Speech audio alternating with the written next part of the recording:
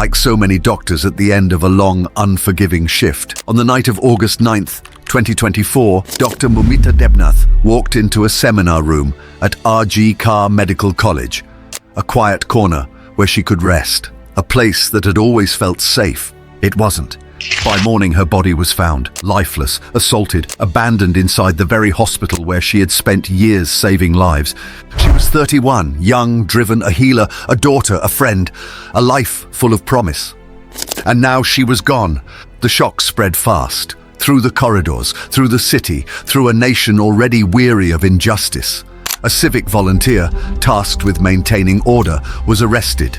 Accused of rape and murder, the public was outraged, the system rattled, and the questions came hard and fast. How did this happen inside a place built to protect life?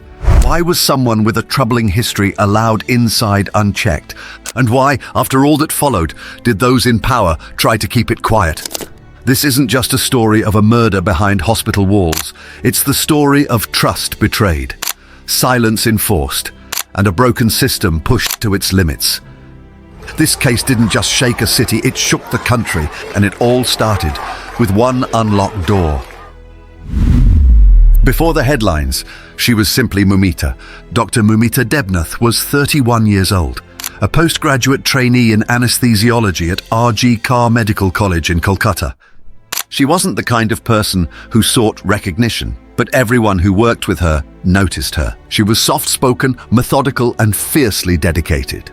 Colleagues said she never missed a shift, never left a task unfinished, and never let stress affect her patients. In a high-pressure environment where lives could change in seconds, she was steady, reliable, someone others looked up to. Her path to medicine hadn't been easy. She didn't come from wealth or influence. Her achievements were the result of quiet perseverance, years of long nights, exams, and sacrifices. She had chosen anesthesiology because it allowed her to ease pain, to be the invisible calm behind the scenes in moments of chaos. Outside the hospital, her life was simple. She lived in the doctor's quarters, kept to a small circle, and rarely took days off. On weekends, she often stayed back to help juniors revise. She didn't boast about her knowledge, she shared it. She had plans, modest ones. Maybe open a small clinic someday in a rural area, maybe serve the kind of people she grew up with. But whatever came next, she wanted it to be meaningful. To her peers, she was the kind of person you called when things got overwhelming, not just for her skill, but for the way she listened. The kind of person who'd show up for others even when she was running on empty herself.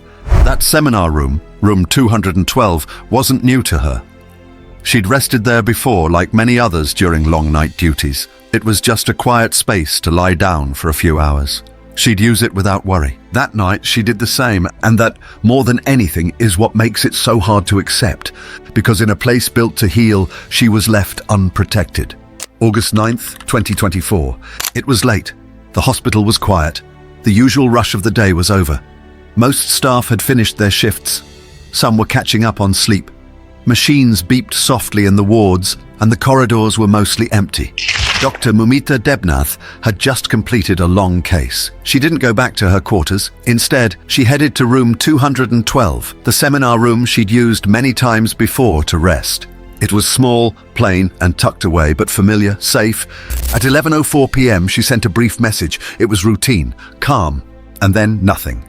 By morning, she hadn't reported for rounds. Colleagues assumed she was still asleep. But when calls went unanswered and knocking brought no response, concern started to build. They found someone with a key, and when that door opened, everything stopped. She was inside, unmoving, partially dressed. Signs of violence were clear. Her ID still hung from her neck. A stethoscope lay nearby, and a door that had been closed behind her. The space was small, no windows, one slow-moving fan overhead, a desk, an exam couch. It had always been just a place to rest. Now, it was something else entirely. The area was sealed off immediately, but for those who saw what was inside, those moments would stay with them forever. She had been attacked where she should have been safest, and outside that door, the first questions had already begun. The moment news of Moumita's death spread, the hospital shifted from routine to chaos. In every corner, stairwells, cafeterias, dorm rooms, people stood in stunned silence. Some called family, others cried openly. No one knew how to process what they had just heard. A young doctor, assaulted, murdered, inside the very hospital where she worked. The police arrived quickly. Room 212 was sealed off. Officers stood where students had walked just hours earlier. Crime scene tapes stretched across the hallway. Reporters showed up, cameras rolled, and within hours, RG Carr Medical College had become the center of a national storm. Her family was contacted. Her parents collapsed. Friends rushed in, some refusing to believe it. Some sobbed. Others just stared into space, unable to speak. Hospital administrators issued statements, calling it a tragedy. But behind their words was panic, damage control, a scramble to manage the fallout. Among her colleagues, grief turned into fury. How could this happen in a secure building? Why wasn't there proper monitoring? Who had access to that room? People began asking questions, not quietly, but openly, about keys, about late-night access, about who else had been in the building that night. Whispers circled, but no names were confirmed yet, only suspicions. And with every passing minute, one thing became clear. Moumita's death wasn't going to be forgotten. Not by the people who knew her, not by the country that was now watching. A shock settled across the hospital. The investigation began. The police started by reviewing surveillance footage from the surrounding hallways, but much of it was outdated. Some cameras weren't working. Others were pointed toward empty corridors. But one angle, one working lens, captured something. At 11:36 p.m., a man in a civic volunteer uniform was seen walking near room 212. He wasn't part of the medical team. He had no business being there. His name was Sanjay Roy. He was 33 years old and had been working at RG Carr Medical College for several months. Most people knew his face. Some even greeted him out of habit. But behind the familiarity was unease. Staff had quietly complained about him, how he wandered through restricted areas, lingered near the doctor's quarters and made people uncomfortable. Those complaints, it turned out, had been ignored. When the police brought him in for questioning, Roy claimed he was nowhere near the seminar room that night. But his phone records told a different story. His device had connected to hospital Wi-Fi close to midnight, placing him inside the building during the exact window Moumita went silent. Then came the forensic results. DNA collected from the scene matched Sanjay Roy. It wasn't partial, it wasn't uncertain, it was conclusive. That was all the police needed. On August 10th, just a day after Moumita's body was discovered, Roy was arrested. He didn't resist, he didn't confess, he just stared. Outside the hospital, the city reacted. News channels flashed his face across every screen. Students flooded the gates with posters and candles. Colleagues demanded accountability, not just from Roy, but from those who had looked the other way. Then more details emerged. A spare key to room 212 had gone missing days earlier. No one had reported it. Some said Roy knew about it. Some believed he'd been watching her. Whispers spread that this wasn't the first time concerns were raised about him, but that every warning had been brushed aside. The arrest brought a moment of relief, but it wasn't closure. Because while Sanjay Roy was now in custody, the trust people had in the institution, the belief that hospitals were sacred spaces, had already started to fall apart. And the hardest questions still hadn't been answered. The arrest made headlines, but for many it wasn't enough. Within hours, the gates of RG Carr Medical College were surrounded, not just by cameras, but by people. Students, doctors, activists, citizens. They held candles, handmade posters. Some stood in silence, others chanted Moumita's name. Their message was clear. This was not an isolated tragedy. It was a reflection of something much deeper. What happened inside that hospital struck a nerve, because hospitals are supposed to be safe, and she wasn't just a victim. She was one of their own. The outrage spread beyond Kolkata. From Delhi to Chennai, Bengaluru to Guwahati, doctors marched in protest. Medical students walked out of classrooms. Women's rights groups organized night vigils under a single banner, "We won't stay silent." Social media exploded. Hashtags demanding justice trended for days. Stories poured in from other young women in medicine. Accounts of harassment being followed, ignored, dismissed.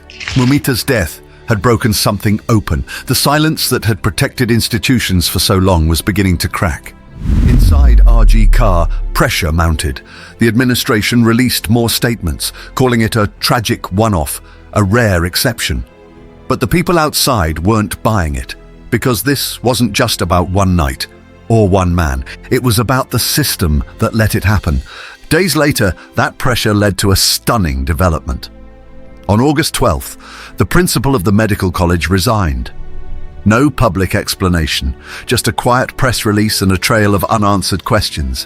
Whispers followed, allegations of tampered records, accusations of downplaying complaints, and still, no one could say how someone with a history of inappropriate behavior had been allowed free access to private areas, without oversight, without consequence. For many, that resignation wasn't accountability, it was survival, but it didn't slow the protests. If anything, it made them louder. The demands became bigger: better security in medical institutions, stricter screening of non-staff personnel, and zero tolerance for ignored complaints. Because this wasn't just about Moumita anymore, it was about every woman who had been told to keep quiet, and this time, they weren't going to. The investigation had moved fast, the evidence was clear. But justice in India is rarely simple. There was fear, quiet, growing fear, that this case might go the way so many others had, lost in paperwork, stuck in delays, worn down by silence. But this time the pressure didn't let up. Within days of the arrest, the Calcutta High Court stepped in. With growing concerns about how the case was being handled and whispers of an internal cover-up, the case was handed over to the Central Bureau of Investigation. It was a decision that showed just how serious the situation had become. And it sent a message: this would not be buried. The CBI worked quickly. They pulled hospital records, reviewed hours of footage, re-interviewed witnesses. What they found was disturbing.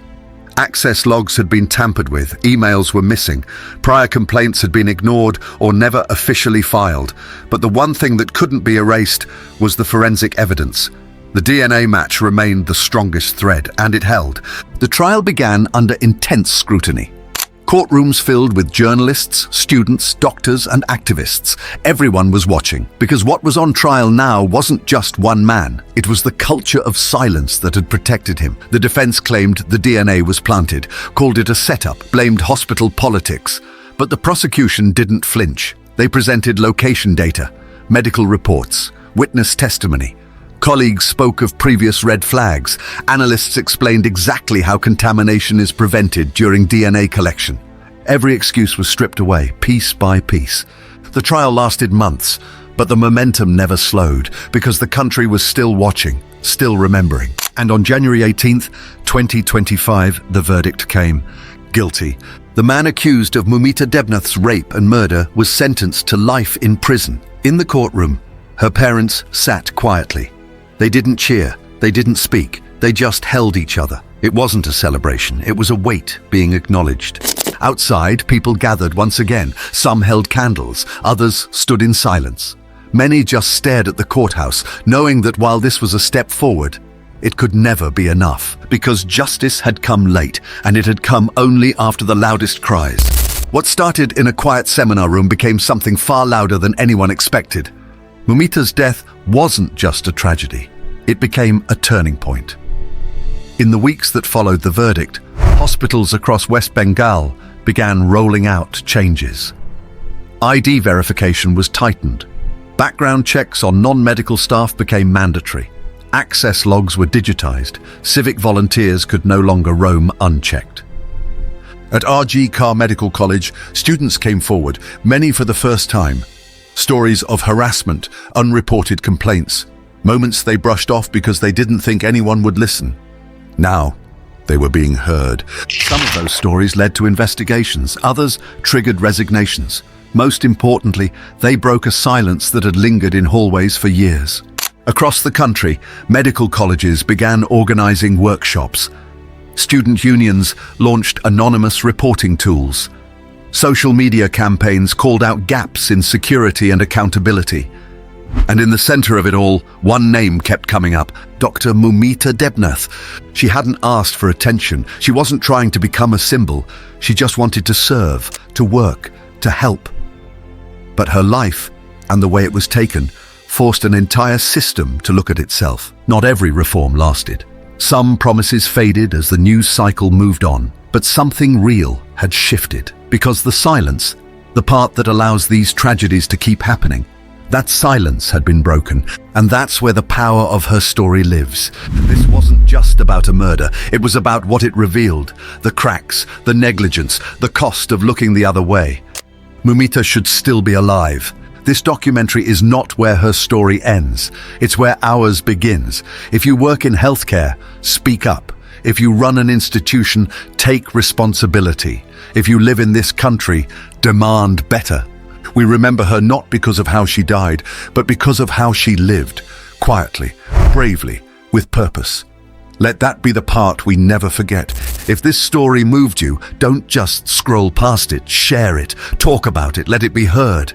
Because silence is how this started, and awareness is how it stops.